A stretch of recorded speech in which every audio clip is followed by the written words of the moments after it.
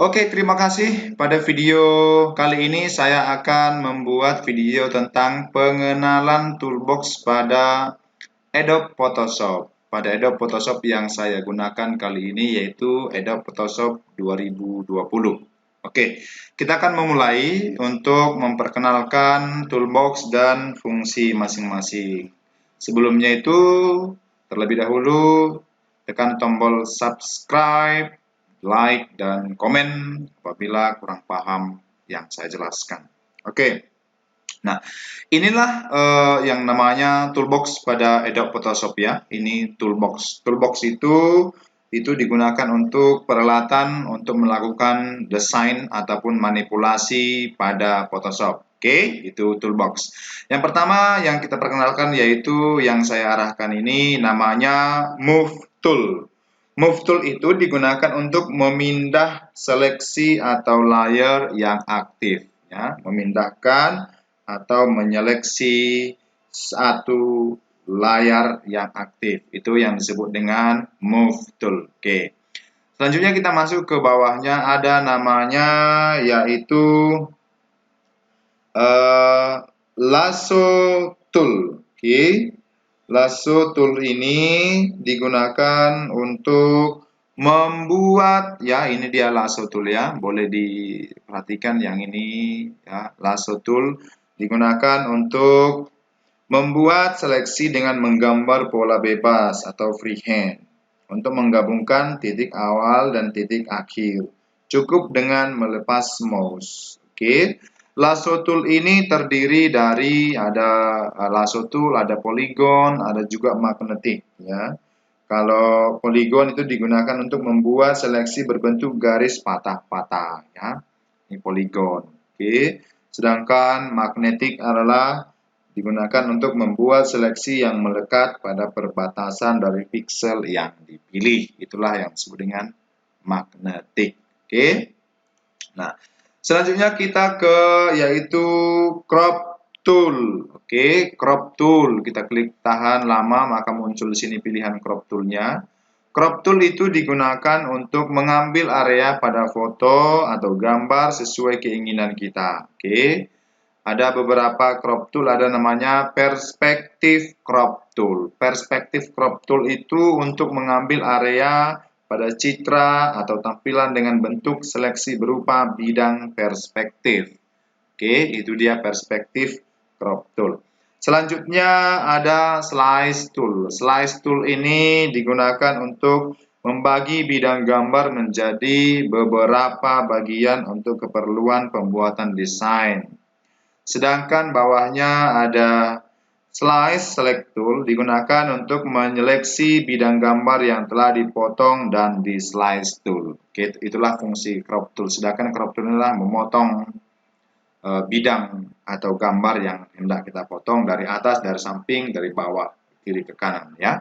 Oke, selanjutnya kita masuk ke tool berikutnya ada namanya yaitu eyedropper tool ya. Ada di situ yang namanya eyedropper tool ya. Eyedropper tool itu digunakan untuk mengambil warna dari bidang gambar atau dari pilihan warna yang tersedia pada panel swatches untuk dijadikan sebagai warna foreground ya. Jadi eyedropper tool ini eyedropper tool ada beberapa bagian. Yang pertama color sampler tool ya, color sampler tool yang ini ya. Oke. Digunakan memperlihatkan setiap warna yang terseleksi ke dalam bentuk nilai atau warna value. Selanjutnya ada ruler tool ya. Ruler tool digunakan untuk mengukur objek pada lembar kerja secara pasti dan tepat ya. Selanjutnya adalah note ya. Note tool digunakan menambah catatan pada lembar kerja kalau membuat catatan tambahan ya. Oke. Selanjutnya masuk kita ke yaitu brush tool ya. Kita lanjutkan ke toolbox yang disebut dengan brush tool ya. Brush tool itu terdiri beberapa bagian. Yang pertama adalah ada spot healing brush tool ya, ada spot healing brush tool. atau brush tool dan pad tool ya, itu brush tool ya. Yaitu digunakan untuk mempunyai kegunaan hampir sama, yaitu untuk memperbaiki bidang gambar yang rusak dengan cara menempelkan bagian dari gambar lain yang masih bagus. Itu dia brush tool. Selanjutnya ada apa namanya, pensil tool ya. Ini ada pensil tool ya. Pensil tool itu digunakan membuat goresan secara bebas seperti saat kita menggambar dengan pensil. Sedangkan brush tool ini membuat goresan warna seperti saat kita menggunakan kuas. Oke. Terus yang kedua, color replacement tool ya. Kalau color replacement tool, oke, digunakan untuk membuat warna. Oke, itu color replacement tool. Oke. Selanjutnya kita masuk ke tool berikutnya, yaitu adalah yang ini namanya history brush tool ya. Kita akan masuk ke history brush tool, kita klik tahan. Nah, di sini ada history brush tool ya, yang ini history brush tool. Terus ya fungsinya ini untuk melukis dan memperlihatkan keadaan foto sebelumnya. Selain itu juga digunakan memulihkan foto keadaan semula sebelum dimodifikasi. Oke, mengembalikan maksudnya, mengembalikan gambar atau foto sebelumnya, foto sebelumnya ya, sebelum dilakukan perubahan atau modifikasi. Selanjutnya art history brush tool ya. Art history brush tool itu manfaatnya menciptakan kreasi abstrak di kanvas. Oke, menciptakan kreasi di abstrak. Abstrak itu adalah gambar seperti bayang-bayangan ya, menyerupai gambar atau desain-desain disebut dengan abstrak ya. Gambar kurang jelas tapi ada maksudnya. Itu dia fungsi daripada art history brush tool. Oke. Selanjutnya masuk kita ke tool berikutnya, ada namanya gradient tool ya. Gradient tool, ada gradient tool ini kegunaannya yaitu memberi warna gradasi pada sebuah objek ya, warna gradasi ya. Tapi kita pilih dulu nanti warna apa yang kita inginkan. Selanjutnya ada paint bucket tool, ya. Ini digunakan memberi warna pada blok area tertentu. Setelah kita pilih tombol tersebut, maka klik mouse di area yang kita ingin warnai. Oke, itu dia. Selanjutnya adalah ada di sini yaitu dots tool ya. Dots tool ini bisa kita klik. Dots tool ada dots tool, ini dots tool untuk mencerahkan gambar ya, mempercerah gambar yang kita masukkan ke area kerja.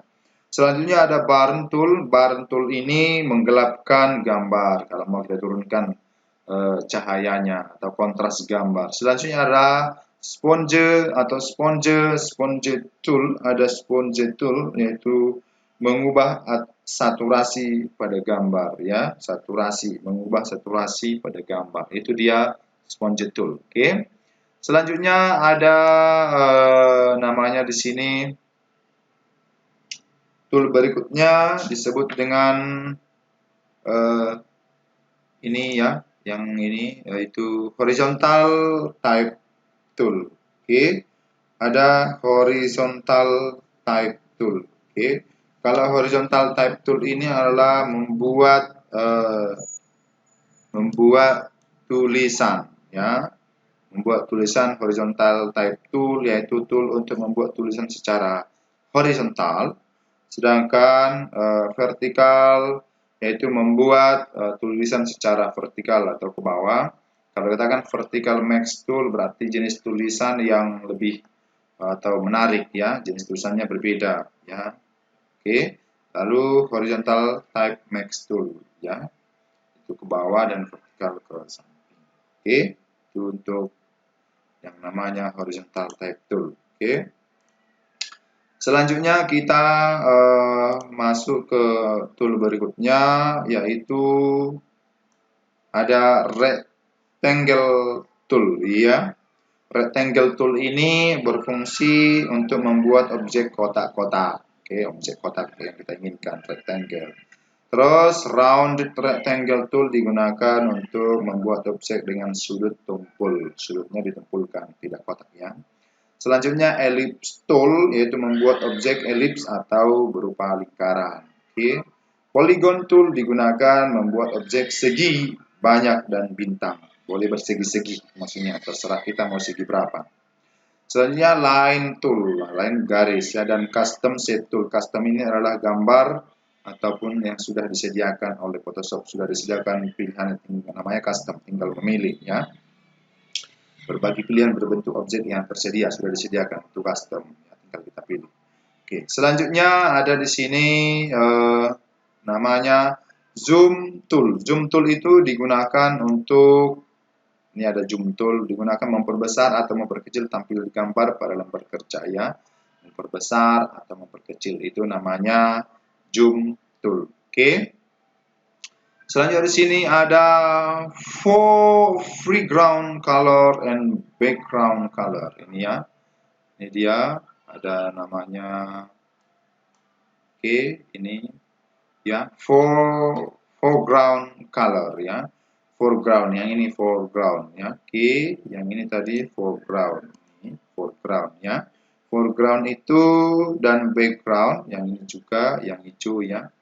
Background digunakan untuk mengganti warna foreground dan background, mengganti warnanya apa yang kita inginkan untuk foreground dan background. Oke. Selanjutnya terus ada di sini max mode, ya. Di sini ada max mode, boleh kita arahkan begini, ya. Edit in quick max mode, ya. Gunanya mengolah gambar atau foto ke dalam mode quick max. Oke, itu dia. Terus di sini ada namanya change screen mode. Change screen mode berfungsi untuk merubah tampilan mode lembar kerja.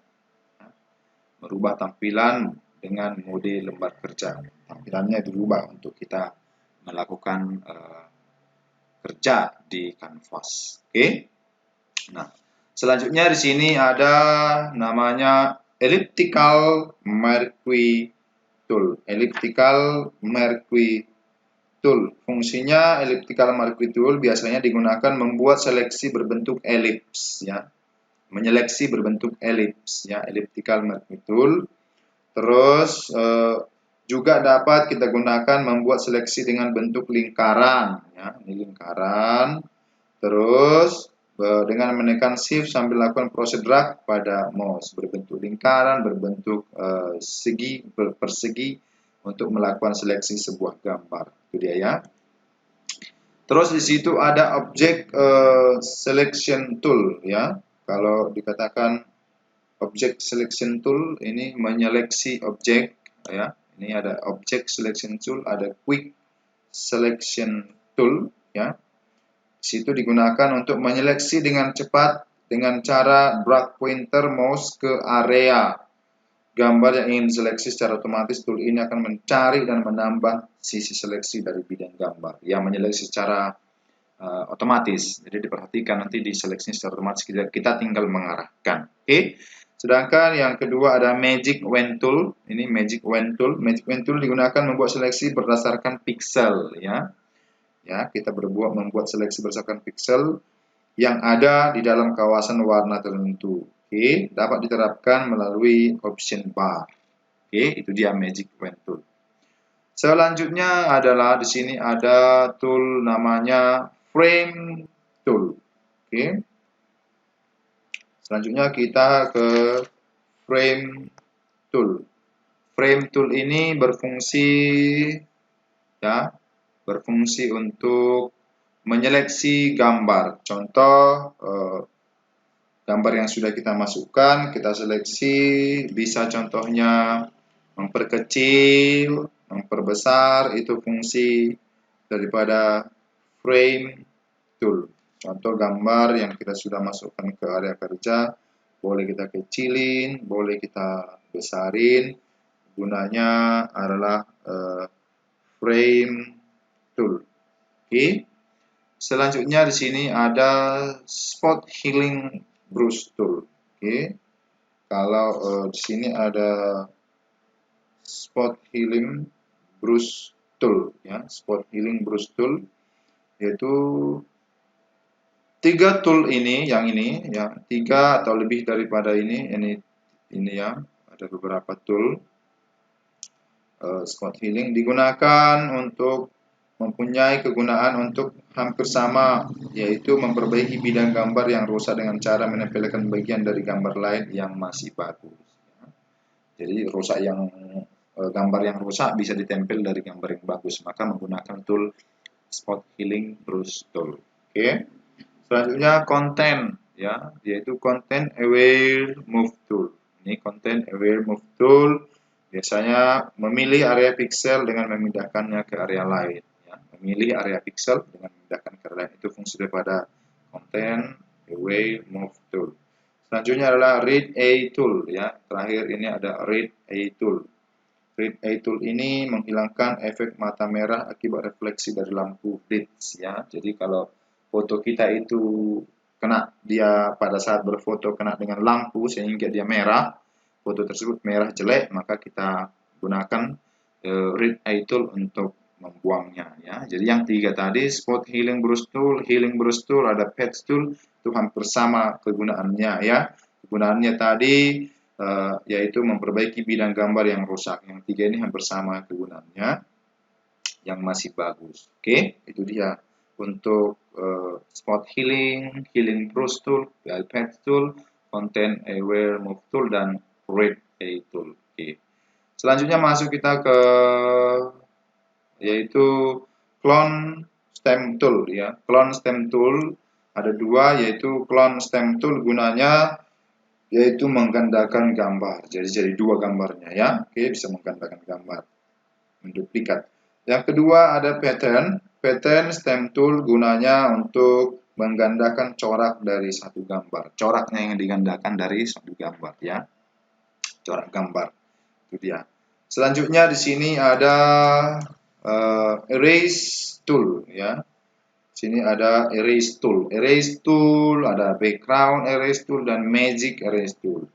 Erase tool yang pertama fungsinya untuk menghapus area pada layar yang aktif, ya, menghapus area yang kita aktifkan, kita hapus, mana saja boleh kita hapus. Oke.